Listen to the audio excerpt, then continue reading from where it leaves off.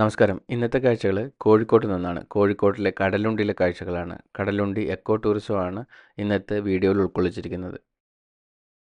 കടലുണ്ടിയിലെ ഈ echo tourism പദ്ധതി സ്ഥിതി ചെയ്യുന്നത് ബേപ്പൂരിനടുത്തായിട്ടാണ്. കരുവാൻപൊയിൽ എന്നുള്ള ഗ്രാമം മുതൽ കടലുണ്ടി വരെയുള്ള പ്രദേശം ഈ എക്കോ ടൂറിസം പദ്ധതിയുടെ ഭാഗമാണ്. അറബിക്കടലിൻ്റെ തീരത്ത് ഉപ്പുവെള്ളവും ശുദ്ധജലവും സംഗമിക്കുന്ന ഒരു അഴിമുഖ പ്രദേശമാണ് ഈ കടലുണ്ടി എന്ന് പറയുന്ന ഏരിയ. ഈ അഴിമുഖ പ്രദേശം എക്കോ ടൂറിസത്തിൻ്റെ ഭാഗമാവാൻ രണ്ട് മറ്റ് ഘടകങ്ങളും കൂടിയുണ്ട്. ഒന്ന്, ദേശാടനക്കിളികളുടെ ആവാസ കേന്ദ്രമാണ് ഇത്. രണ്ടാമത്, ഇവിടെയുള്ള അതിമനോഹരങ്ങളായിട്ടുള്ള mangrove forest. Kadalundi eco tourism പദ്ധതി വളരെ മാതൃകാപരമാണെന്ന് വേണം പറയാൻ. കാര്യം എന്താണെന്ന് വെച്ച് കഴിഞ്ഞാൽ, പ്രകൃതിയെ സംരക്ഷിക്കുക മാത്രമല്ല, ഇതിൻ്റെ കൂടെ ഈ തദ്ദേശീയരായിട്ടുള്ള ആളുകളെ ഈ ടൂറിസം പദ്ധതിയുടെ ഭാഗമായിട്ട് ഉൾക്കൊള്ളിച്ചിട്ടുണ്ട്. സ്വകാര്യ വ്യക്തികളുടെ ബോട്ടുകൾ ഈ വിനോദസഞ്ചാര കേന്ദ്രത്തിൽ ഉപയോഗിക്കുന്നുണ്ട് എങ്കിൽ തന്നെ പൂർണ്ണമായും ഗവൺമെൻറ്റിൻ്റെ നിയന്ത്രണത്തിലാണ്.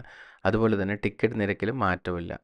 അതുപോലെ സേഫ്റ്റി മെഷേഴ്സ് എല്ലാം തന്നെ ഗവൺമെൻറ് ബോട്ടിലും പ്രൈവറ്റ് ബോട്ടിലും ഒരേ തരത്തിലാണ് പാലിച്ചു പോകുന്നത്. എല്ലാ തരത്തിലും സേഫായിട്ട് യാത്ര ചെയ്യാവുന്ന ഗവൺമെൻറ്റിൻ്റെ നിയന്ത്രണത്തിലുള്ള ഒരു എക്കോ ടൂറിസം പദ്ധതിയാണ് കടലുണ്ടിയിലുള്ളത്. ഈ പദ്ധതി പ്രത്യക്ഷമായും പരോക്ഷമായും ഒരുപാട് പേർക്ക് ജോലി സാധ്യത ഉറപ്പ് നൽകുന്നുണ്ട്.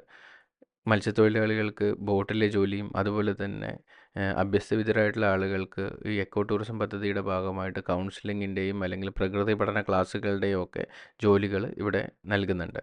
അതുപോലെ തന്നെ വളരെയധികം ഹോട്ടൽസും അതുപോലെ തന്നെ നാടൻ ഭക്ഷണശാലകളും ഒക്കെ ഇതിനെ ചുറ്റിപ്പറ്റി ഉണ്ട്.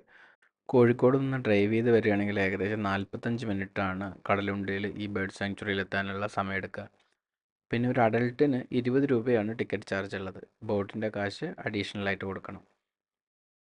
അതുപോലെ തന്നെ ഇത് ഫോട്ടോഗ്രാഫർമാരുടെ പ്രിയപ്പെട്ട സ്ഥലമാണ്. വെഡ്ഡിങ് ഷൂട്ടിനും മറ്റ് ഫോട്ടോഗ്രാഫി കാര്യങ്ങൾക്കൊക്കെ ആയിട്ട് ഒരുപാട് പേര് ഇവിടെ വരാറുണ്ട്. അതുപോലെ തന്നെ കടലുണ്ടിയിലെ ബേർഡ് സാങ്ച്വറിയും ഈ മാൻഗ്രോവ് ഫോറസ്റ്റിനെയൊക്കെ ചുറ്റിപ്പറ്റി ചെറിയ രീതിയിൽ ടൂറിസം വളർന്നു വരുന്നതായിട്ട് കാണാം.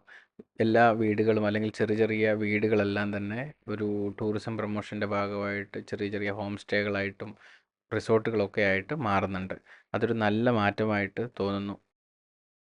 കടലുണ്ടിയിലുള്ള ഈ കണ്ടൽ വനങ്ങളുടെ ആദ്യ കാഴ്ച നമ്മുടെ കടലുണ്ടി പാലത്തിലൂടെ ട്രെയിൻ യാത്ര ചെയ്യുമ്പോൾ കാണാൻ പറ്റും. അത്ര മനോഹരമാണ് ആ കാഴ്ച എന്ന് ആ ട്രെയിനിലൂടെ യാത്ര ചെയ്യുമ്പോൾ മനസ്സിലാവില്ല. ഒരു പച്ച തുരുത്തായിട്ടാണ് നമുക്ക് ആ കാഴ്ചകൾ കാണാൻ കഴിയുക. പക്ഷേ കടലുണ്ടിയിൽ ഇവിടെ വന്നു കഴിഞ്ഞാൽ ഈ കാഴ്ച വളരെ വളരെ മനോഹരമാണ്. ഒരുപക്ഷെ തായ്ലാൻഡിലെ ബോട്ട് സഫാരിയേക്കാളും ഭംഗിയുള്ള കാഴ്ചയാണെന്ന് വേണം പറയാൻ. കടലുണ്ടിയിലെ കാഴ്ചകൾ തായ്ലാൻഡിലെ ഫ്ലോട്ടിംഗ് മാർക്കറ്റിൻ്റെ കാഴ്ചകളേക്കാൾ ഭംഗിയുണ്ട് എന്ന് പറഞ്ഞത് ഒരു അതിശയോക്തിക്ക് വേണ്ടി പറഞ്ഞതല്ല. യഥാർത്ഥത്തിൽ എനിക്ക് അങ്ങനെയാണ് തോന്നിയത്.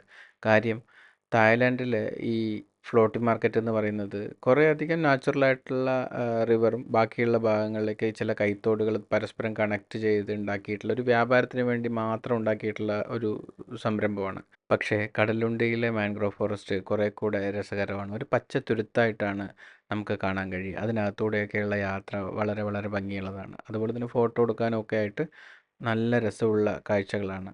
ഈ കടലുണ്ടിയിലെ മാൻഗ്രോവ് ഫോറസ്റ്റിൽ കുറേ അധികം ഭാഗം വെച്ചുപിടിപ്പിച്ചതാണ് കേട്ടോ.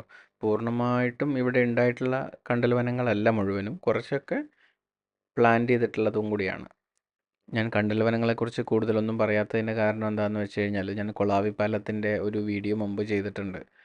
ആ വീഡിയോയിൽ കണ്ടൽ വനങ്ങളെക്കുറിച്ച് കൂടുതലായിട്ടുള്ള ഡീറ്റെയിൽസ് ഒക്കെ പറഞ്ഞിട്ടുണ്ട്. കണ്ടൽ വനങ്ങളെക്കുറിച്ച് ഓർക്കാൻ വേണ്ടി ഒന്ന് ഓടിച്ച് പറയുകയാണെങ്കിൽ, കണ്ടൽ വനങ്ങളെക്കുറിച്ച് പറയുന്നത് ഭൂമിയുടെ ശ്വാസകോശം എന്ന് വേണം പറയാൻ. രണ്ടാമതായിട്ട് പറയാനുള്ളൊരു കാര്യം എന്താണെന്ന് വെച്ച് കഴിഞ്ഞാൽ, സസ്യങ്ങളിലെ ഉഭയജീവിയാണ് കണ്ടൽ വനങ്ങൾ. കണ്ടൽ വനങ്ങളിൽ ഒരു തരത്തിൽപ്പെടുന്ന ചെടികൾ മാത്രമായിട്ട് പറയുന്നതല്ല, പലതരത്തിൽപ്പെട്ട ഈ ഉഭയജീവി സ്വഭാവമുള്ള ചെടികളെല്ലാം കൂടി ചേർത്താണ് കണ്ടൽ വനം എന്ന് പറയുന്നത്. ഈ കണ്ടൽ വനങ്ങൾ വലിയ വലിയ വേലിയേറ്റങ്ങളെയും അതുപോലെ കടൽക്ഷോഭങ്ങളെയൊക്കെ തടുക്കാൻ കഴിവുള്ളതാണ്.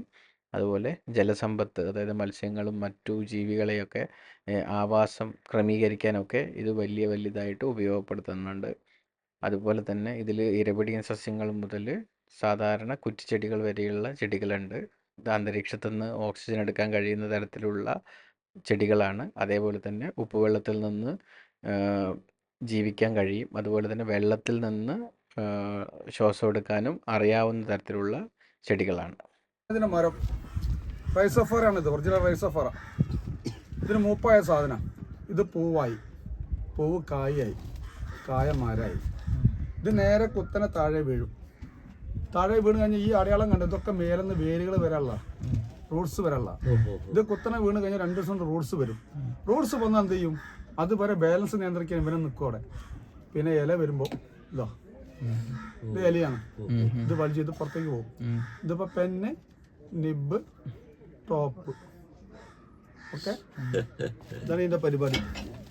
ഇതൊക്കെ പറഞ്ഞത് പ്രസവിക്കുന്ന കണ്ടല്ലോ, പൂവായി പൂവ്, കായായി കായന്മാരായി താഴെ വീണ്ട തന്നെയാണ്.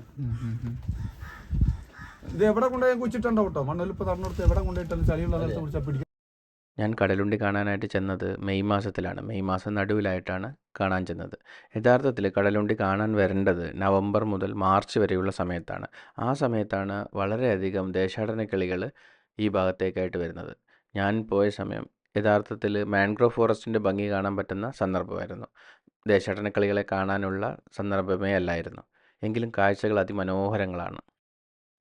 ഈ പുഴയിലൂടെയുള്ള യാത്രയിൽ മുമ്പിൽ കാണുന്നത് ഒരു വലിയ ദുരന്തത്തിൻ്റെ സ്മാരകം കൂടിയാണ്. കാര്യം 2001 മദ്രാസ് മെയിലിൻ്റെ 5 ബോഗികൾ ഈ പാലം തകർന്ന് വെള്ളത്തിലേക്ക് പോയി. അങ്ങനെ അന്ന് 52 പേരോളം മരിച്ചതായിട്ടാണ് എൻ്റെ അറിവ്. ഒരു വലിയ ദുരന്തത്തിൻ്റെ സ്മാരകം കൂടിയാണ് ഈ സ്ഥലം. ഇവിടെ ചുറ്റിക്കാണാൻ വരുമ്പോൾ എല്ലാ സമയത്തും ഈ കാഴ്ചകൾ ഉണ്ടാവണമെന്നില്ല. കാര്യം എന്താണെന്ന് വെച്ച് കഴിഞ്ഞാൽ ബോട്ടിൽ യാത്ര പോകണമെങ്കിൽ വേലിയേറ്റ സമയത്ത് മാത്രമേ കഴിയുള്ളൂ. കാര്യം എന്താണെന്ന് വെച്ചാൽ വേലിയേറ്റ സമയത്ത് മാത്രമേ ഇവിടെ വെള്ളം ഉണ്ടാവുള്ളൂ. അല്ലാത്ത സമയങ്ങളിൽ ഈ വെള്ളം ഇറങ്ങിപ്പോകുന്നത് കൊണ്ട് ഇതുപോലെ യാത്ര ചെയ്യാനുള്ള സൗകര്യം ഉണ്ടാവില്ല. മിക്കവാറും ഉച്ചയ്ക്ക് ശേഷമാണ് യാത്രകളെല്ലാം പുറപ്പെടുന്നത്, അതല്ലെങ്കിൽ വേലിയേറ്റ സമയത്ത്. കടലുണ്ടിയിൽ കാഴ്ച കാണാൻ വരുമ്പോൾ ഒരു തൊപ്പി കരുതുന്നത് നല്ലതായിരിക്കും. കാര്യം മിക്കവാറും യാത്രകൾ ഉച്ചയ്ക്ക് തുടങ്ങുന്നത് കൊണ്ട്. അതുപോലെ തന്നെ ഭക്ഷണത്തിൻ്റെ കാര്യമാണെങ്കിൽ ഒരു ഫ്ലോട്ടിംഗ് ടീ സ്റ്റോളൊക്കെ ഇവിടെയുണ്ട്. അത് ഹെൽത്ത് അതോറിറ്റി കർശനമായിട്ട് പരിശോധനകൾ നടത്തിയിട്ട് സർട്ടിഫൈ ചെയ്തിട്ടുള്ള ഭക്ഷണശാലകളാണ്. അടുത്തൊരു കാഴ്ചയുമായിട്ട് അടുത്ത വീഡിയോയിൽ വരാം. Thank you.